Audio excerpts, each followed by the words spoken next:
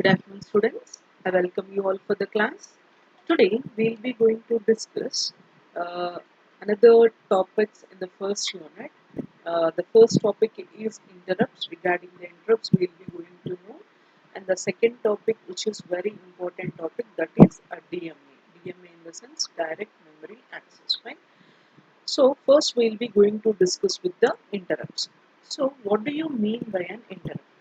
So, uh, interrupt in the sense like whenever the CPU is busy in doing something, whenever the CPU is busy in doing something, suppose if any request came from the output devices or the peripheral devices, we call that it is an interrupt.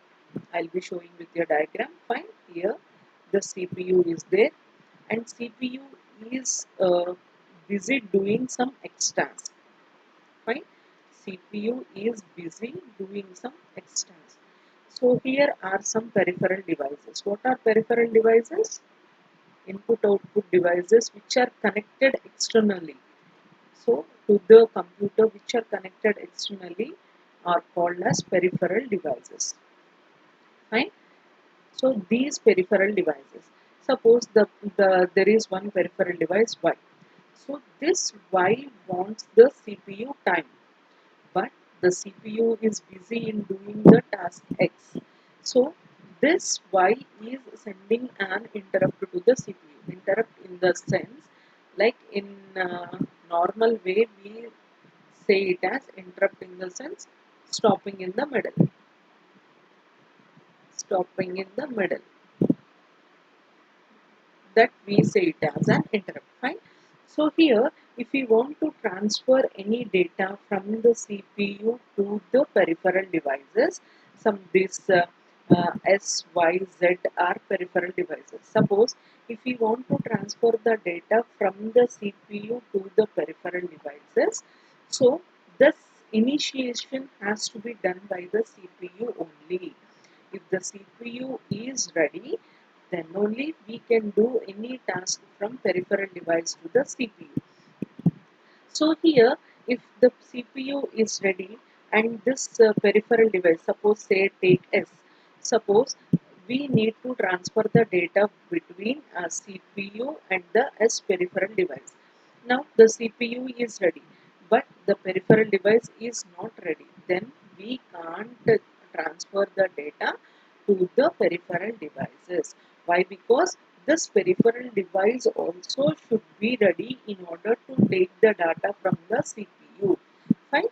So if this peripheral device is ready, if it is ready, then only we can transfer the data from CPU to the peripheral devices. Peripheral devices are nothing but the devices which we connect from externally.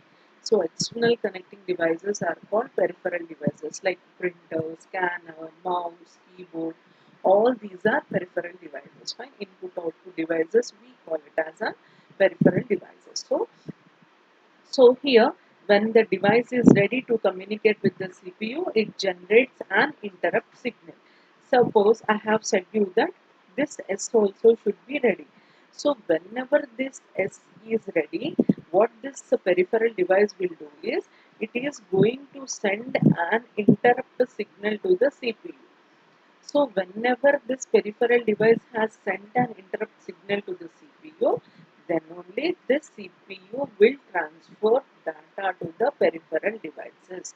So unless the peripheral device has sent an interrupt signal to the CPU won't transfer any sort of data. Right? This is the main thing of interrupt. Interrupt in the sense like stopping the execution of the CPU in the middle is called it as an interrupt. Suppose if any faculty is delivering class for you, if any attender came, excuse me, they'll be say that excusing, asking excuse is an interrupt. Why? Because the faculty who is teaching you at that time will stop for some time, so they'll give time for the attender who has come at that time. Right? So that is the example of an interrupt.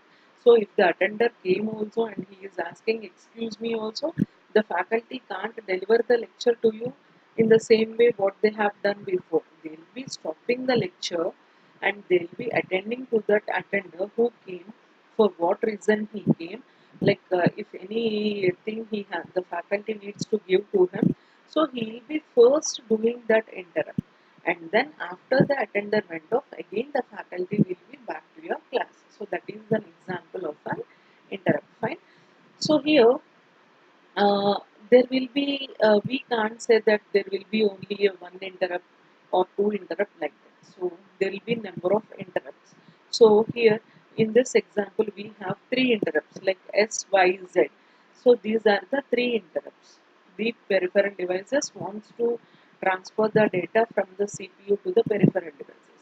So here, in order to control or in order to take or look after all the system, we'll be going for the main job, that is the interrupt system.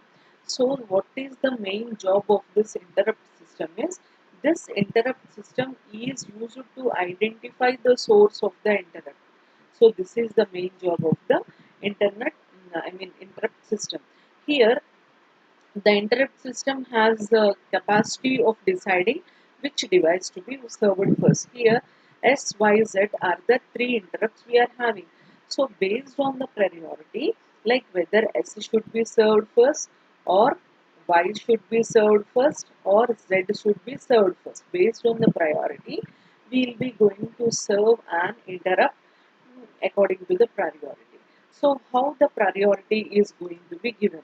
So priority interrupt is nothing but like based on the importance, importance in the sense like we are going to give high priority to magnetic disk, and we'll be going to give low priority to the keyboards. Why? Because so based on the priority, the interrupts are going to be serviced. So the system has the authority to decide which conditions are allowed to interrupt the CPU. And here, if the CPU is busy in executing some of the tasks, we can't give all the interrupts to the CPU. Irrespective of their importance, we can't send all the interrupts to the CPU. So we have the system, the interrupt system has the authority to decide which conditions are allowed to interrupt the CPU, while some other interrupt is being serviced. Fine. So here, if the CPU is servicing X, we can't give priority to Y when the CPU is servicing X. Why? Because this X is having the highest priority. So that's why we are going to process this X interrupt to the CPU. So based on the priority of the interrupts, we will be going to serve the interrupts. Why? Because we will be going to have many systems connected to the CPU, many peripheral devices. We don't know how many will be going to work with the CPU. So based on that, we are going to give priority. So high priority devices will be going to get the chance first for the by the CPU, and low priority will be going to get last chance. Fine. So when two or more device interrupts when came to the CPU simultaneously, so here based on the priorities, we will be going to give highest priority interrupt to the CPU. So that is how we are going to service the interrupts when simultaneous interrupts are coming. So all the only one only should be processed to the CPU. We can't give three, four interrupts at the same time. So out of three interrupts, which one to be serviced first? That is going to be decided by the interrupt system. So based on that interrupt system decision, so how the interrupt system will take a decision based on the priority. So by taking the highest priority, it will be going to service to the CPU first. So this is how interrupts are going to be done. And types of interrupts. There are majorly two different types of interrupts. The first one is the hardware interrupt, and second one is the software interrupt. So as the name itself indicates that it is a hardware interrupt, in the sense we take it for granted these are external interrupts. So hardware in the sense external interrupts. So these external interrupts are also divided into two. The first one is maskable and the second one is non-maskable. So non-maskable and maskable in the sense, suppose here the CPU is doing some extras. CPU is doing extras. So here this Y interrupt, this is Y is an interrupt waiting for the CPU. Fine. So here, if it is a maskable interrupt and non-maskable interrupt, what is the difference between maskable and non-maskable interrupts? Maskable interrupts in the sense, suppose if CPU is doing X task, this Y is interrupting the CPU. We can't give the CPU directly to the Y. Why? Because this is a maskable interrupt. After this completion of this X only, we'll be going to process this Y interrupt. So that is the maskable interrupts. Got it? Maskable interrupt. So first we are going to discuss regarding the maskable interrupt. Maskable interrupts in the sense when the CPU is, when the processor is doing some X task. So an interrupt came, that is an Y. So this interrupt sends a signal to the CPU. This interrupt is busy and it is sent an interrupt signal to the CPU.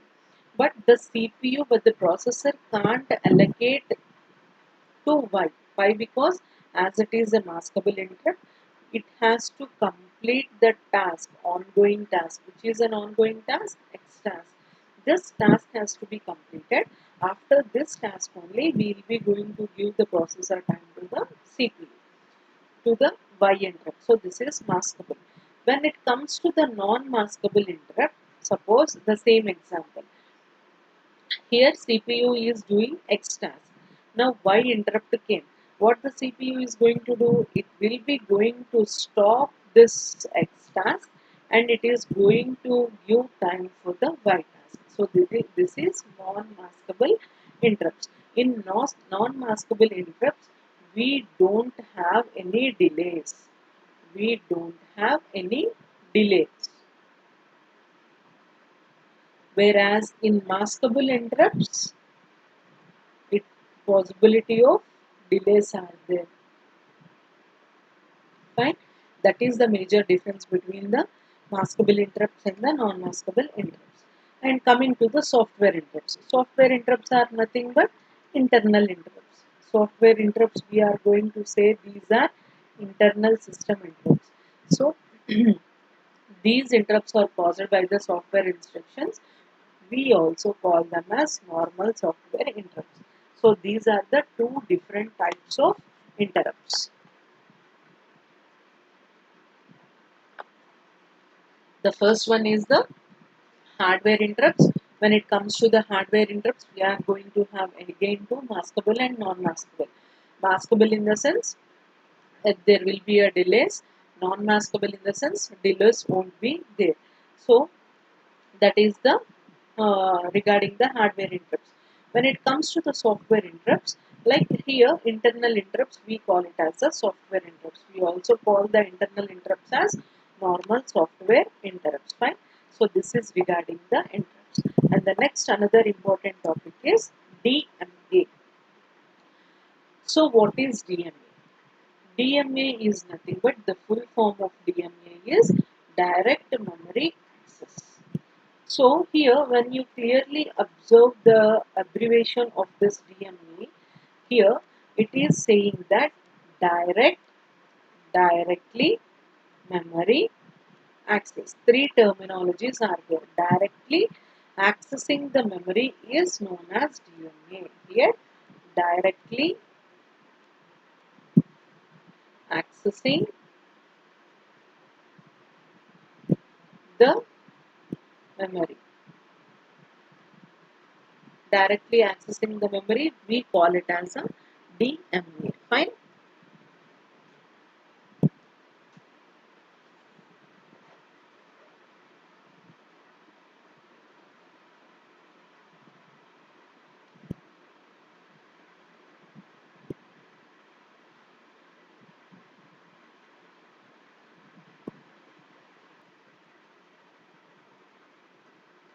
So directly accessing the memory, we say it as direct memory access. So why we need to access the memory directly? So that is the main question over here. So here, why we need to access the memory, that is the question mark over here.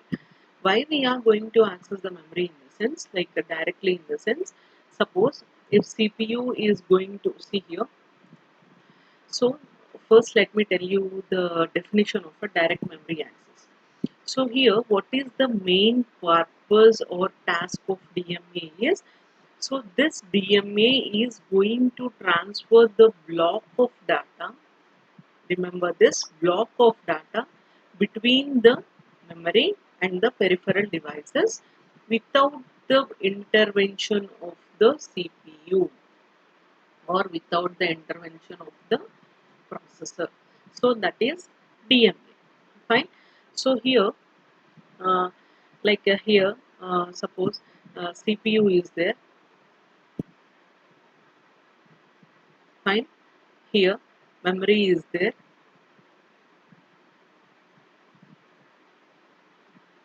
and these are peripheral devices.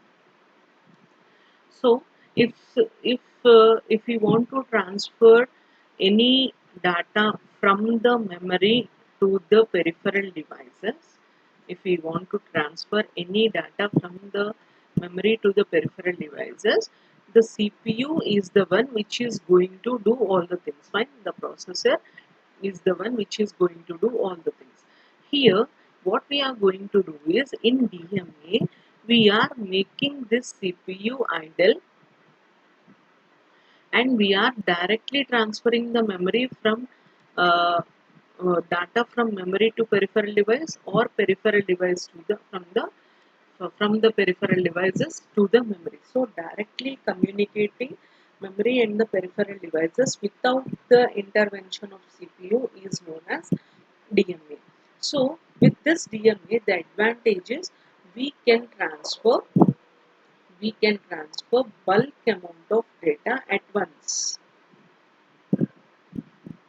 Fine. So this is the major advantage of DMA. Fine. So now here, when we are going to transfer the data from the processor to the memory or from the memory to the processor, we are not involving the, we are in DMA we are going to make use of memory and peripheral device only, but the CPU is going to be idle. So how the CPU is going to be idle in the sense, if we want to transfer the data by making use of DMA, so that DMA controller, what is the DMA controller first? So DMA controller is a hardware unit which is used to control the DMA transfer. So in DMA transfer, the controlling of the whole DMA transfer is going to be done by the DMA controller. So this DMA controller is very important part when we are going to transfer the data uh, from CPU with the help of DMA. Fine. So in order to transfer the data, like this DMA controller is the one which is going to control each and everything. So whenever this DMA wants to transfer the amount of data, what it will be going to do is it will be going to send a request signal to the CPU. Then what the CPU will do is the CPU will release system bus. What the system bus? System bus includes address bus, data bus and control bus.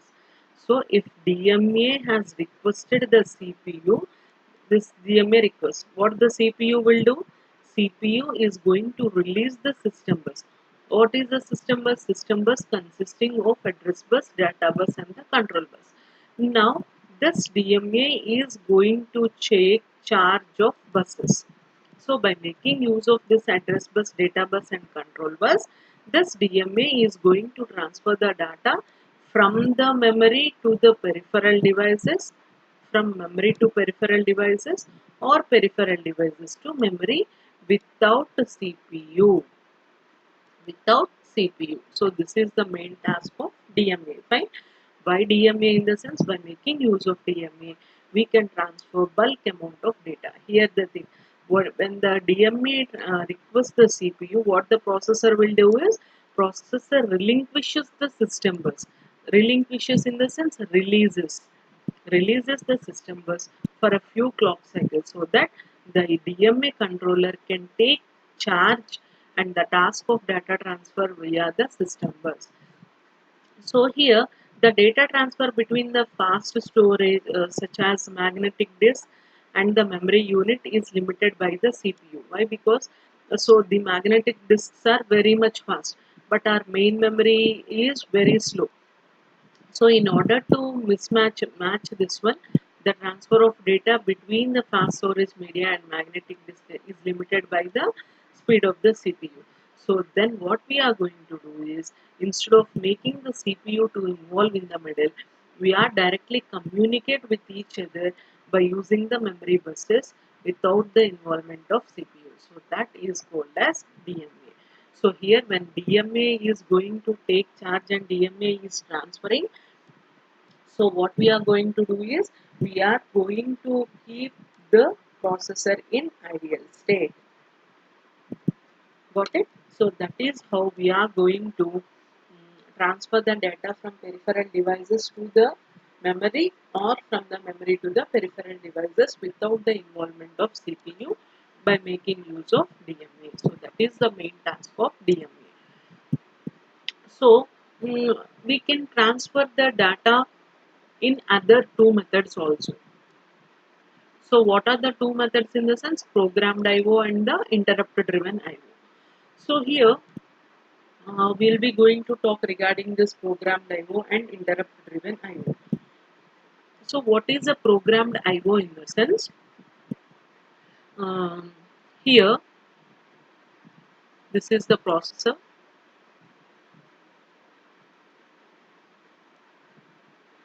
So these are the peripheral devices.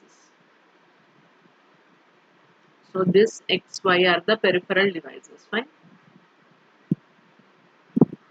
This X and Y are the peripheral devices. So what is a programmed IO in the sense? What I have said you, if if we want to transfer any data from peripheral devices or this thing, CPU should be ready. The first thing is CPU should be ready, and the second one is the peripheral devices also should send the interrupt signal. Then only the CPU is going to transfer the data to the peripheral device. Fine. So here, what the thing is, so peripheral device should be ready. So if the CPU wants to transfer anything to the peripheral devices, what the CPU will be going to do? CPU is going to keep on checking the peripheral devices whether the peripheral device is ready or not. Fine. So here if suppose if this IO device is ready, what the processor is do is, the CPU is fully dedicated to itself in transferring the data between this IO and the memory. Fine. It transfers the data at a high speed, but if any other request came, we are not going to process that request. So that is the major drawback of programmed IO. So let me tell you once again. So if you want to transfer the data from peripheral device to the memory, so this peripheral device should be ready. Then only the CPU is going to interact and transfer from peripheral device to the memory. So what the CPU has to do? CPU has to check, keep on scanning whether that peripheral device is ready for data transfer or not. Suppose at a particular point this IO device is ready. So if this IO device is ready, this CPU is uh, completely focused on this data transfer only between the IO and the memory. Fine. It is not going to do any other activity except this data transfer. So this is the major drawback of this programmed IO. So in order to overcome this drawback, we have gone for this interrupt driven IO. So what is the interrupt driven IO is, suppose if here the CPU is there, here the peripheral device, that means IO device is there, and here the memory is there. So whenever this IO device is ready for data transfer, what it will be doing is it will be going to send an interrupt signal to the CPU. Fine.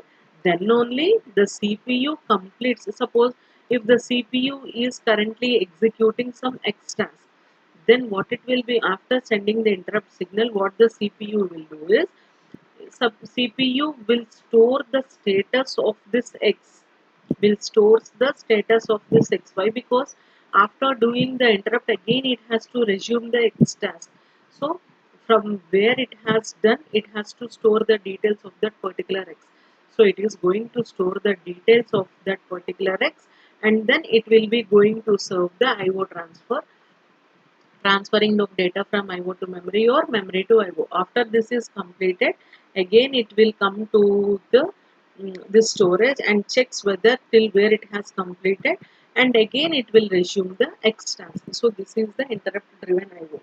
Here, first you need to notice the difference. Here in programmed IO, CPU is keep on checking in the sense, instead of doing its work, it is unnecessarily wasting its time in checking whether the IO device is ready or not, like that it is keep on checking. But what is the main motto? We have to make the CPU as much busy as possible. We shouldn't keep the CPU in idle state.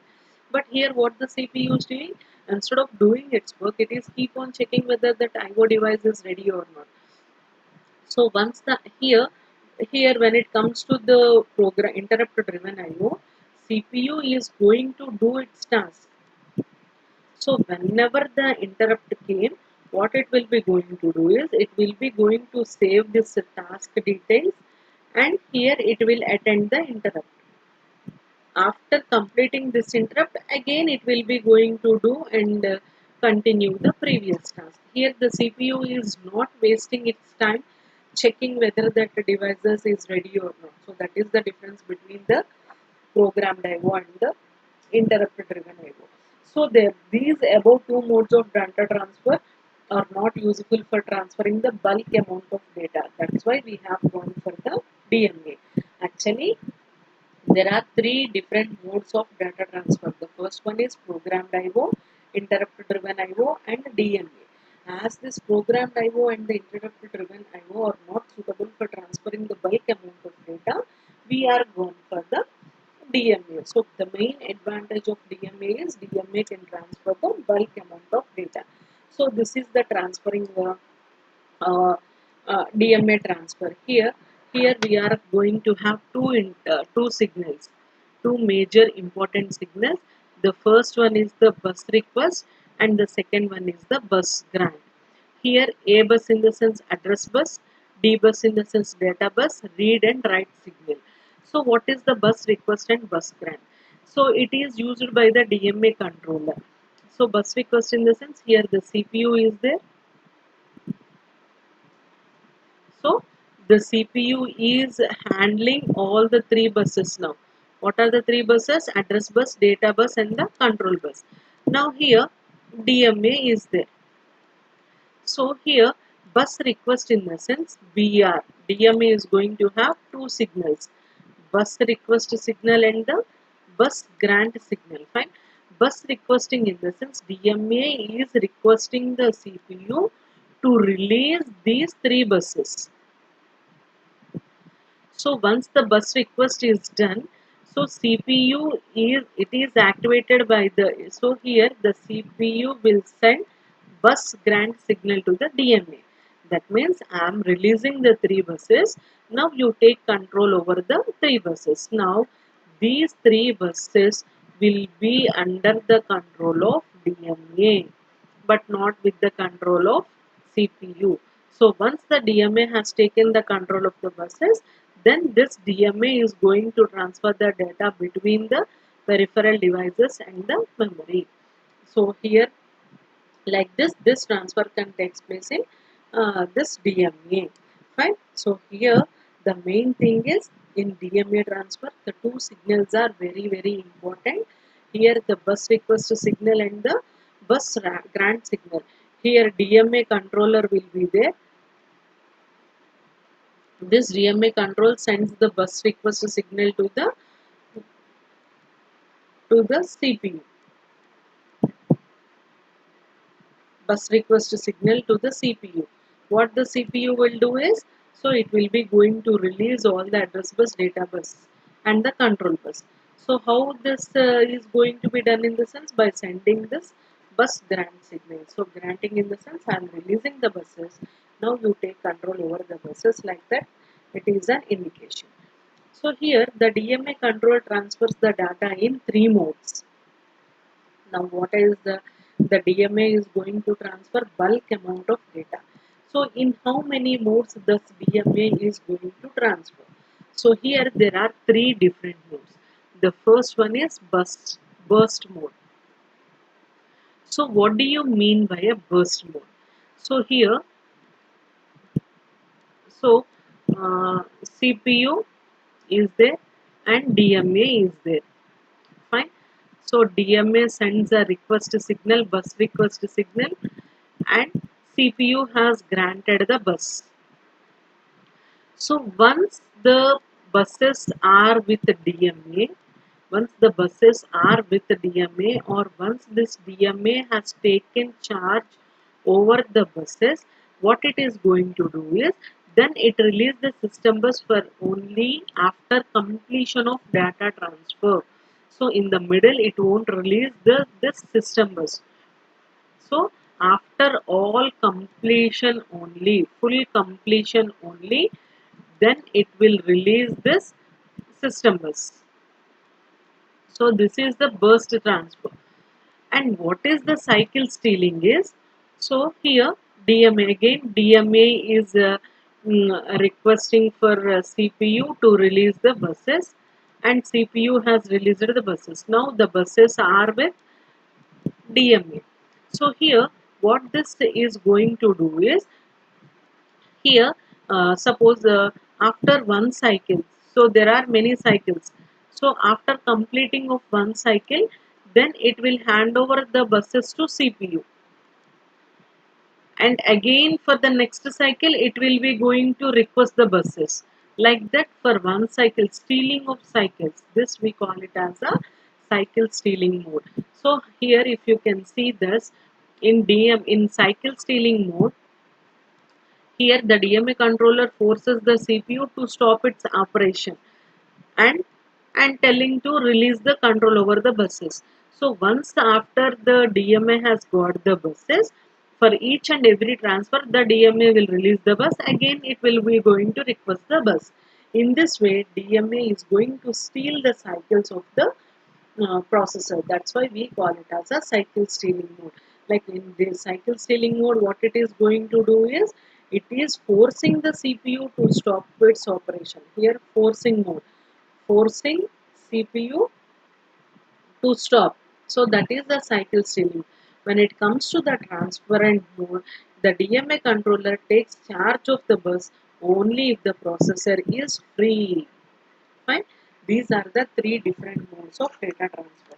So transparent mode in the sense, if the processor is free, then only the DMA is going to take the charge. Cycle stealing in the sense, the DMA is forcibly stopping the processor and take the charge over the buses, complete one cycle and release the give the buses to the C processor, and again requesting for the next cycle. Like that it is going to forcibly stopping the processor. But when it comes to the burst mode, like once it has gained the control over the buses, until unless the DMA completes its task, it is not at all going to release the buses. So these are the three different modes of transferring the data in DMA controller. And that this is the block diagram that shows how the DMA access is going to be working. Here I'll be going to show you how, I'll be going to tell you how the DMA is going to be, DMA controller is going to transfer the data. So here we are going to have the processor, here we are going to have the memory, this is the memory, this is the processor. HLDA in the sense hold acknowledgement.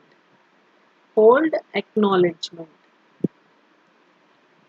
HLD in the sense hold. Fine. And here DMA controller is there. DACK. Fine.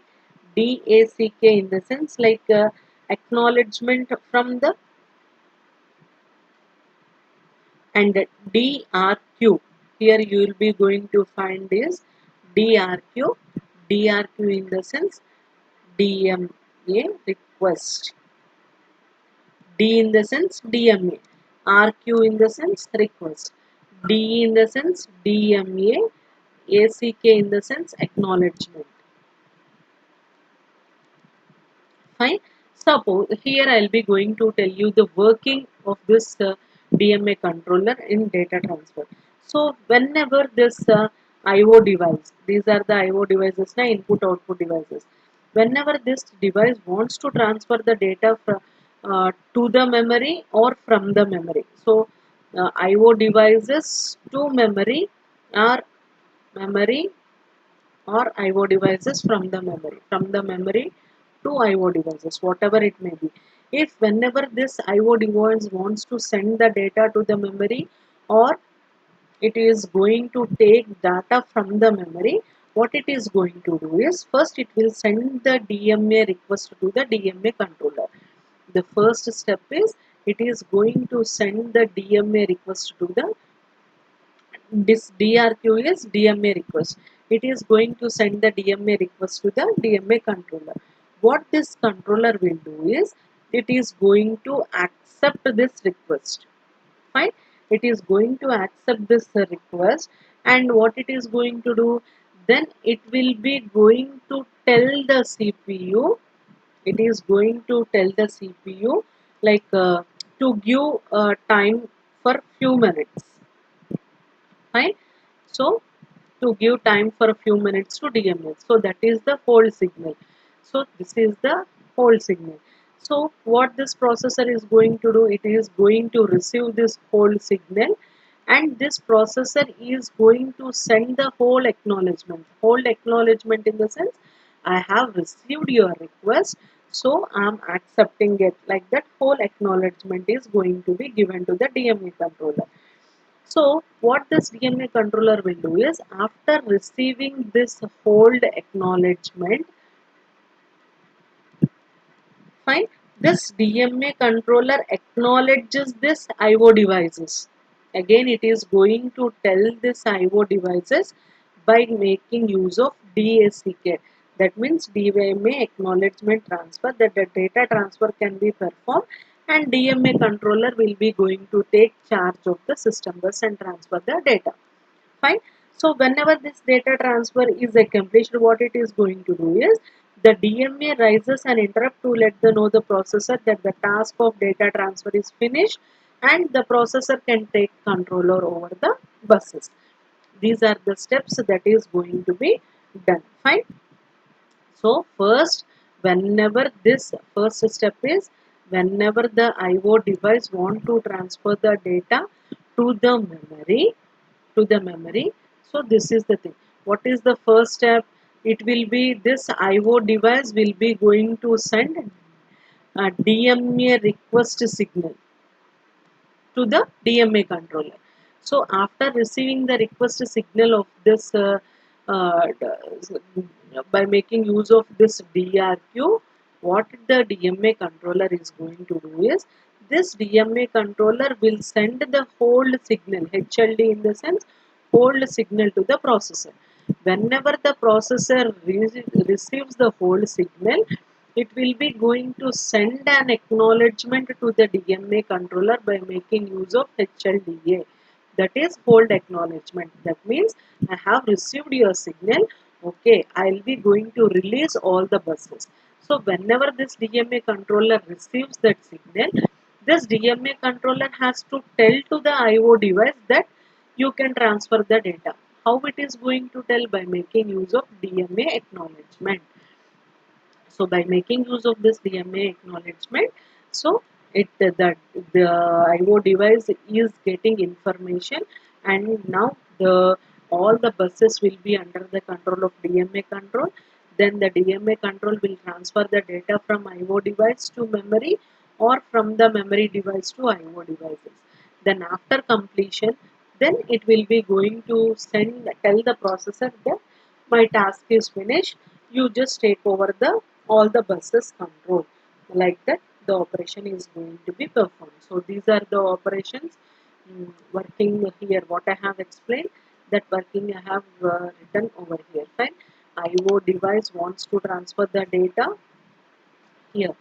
This IO device wants to transfer the data to or from the memory. What it is going to send? It is going to send the DRQ signal to the DMA controller. So DMA controller is going to accept the DRQ signal and it is going to send the hold signal to the CPU. If the CPU receives the hold signal, then it will be going to acknowledge by giving the HLDA, whole acknowledgement to DMA controller. So whenever the DMA controller receives this acknowledgement, it is going to send the information to IO devices by making use of the DMA acknowledgement. Then all the buses will be under the control of DMA controller.